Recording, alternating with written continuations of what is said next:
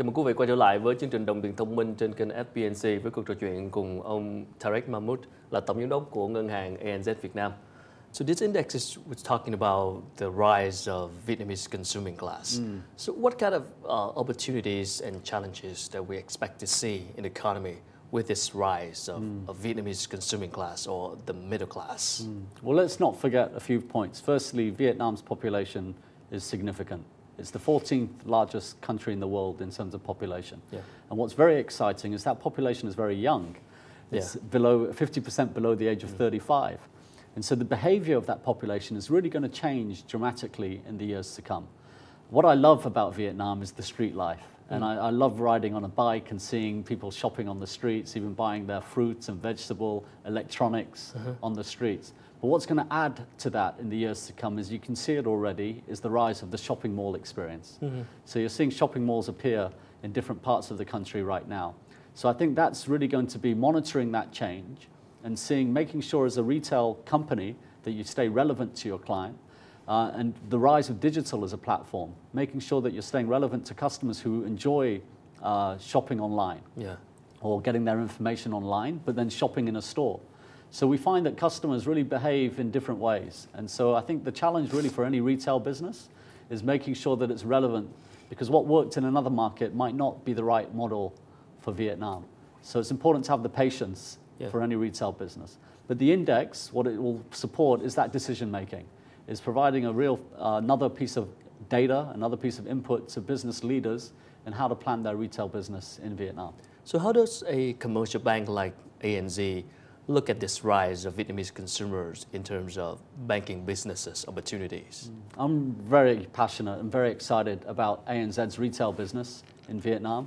So ANZ has been here 21 years, and the foundation of our business is generally serving personal customers. Now we have a good mix. We have corporate customers and retail customers.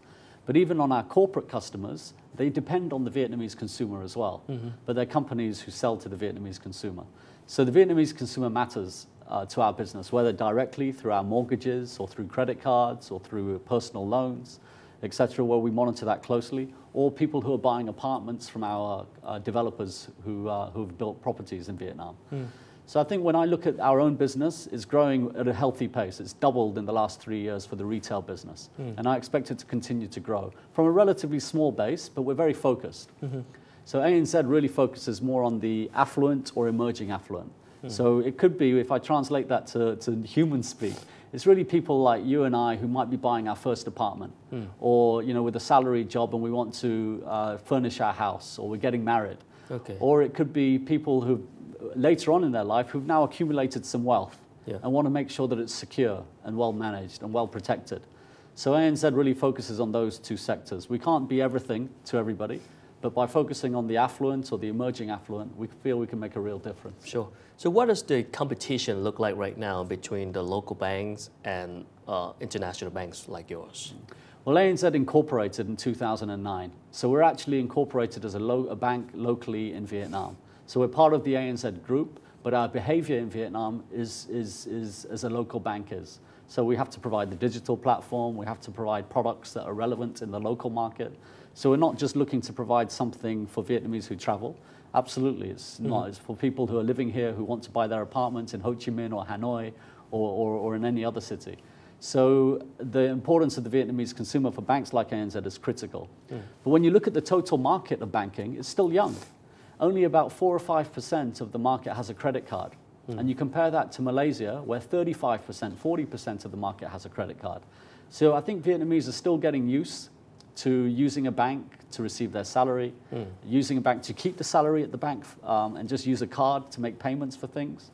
I think that's still a very young stage. I speak to the car industry, I speak to the motorbike industry, I speak to supermarkets, and still over 90% of people who buy a car or buy a motorbike or buy their fruits and vegetables pay cash.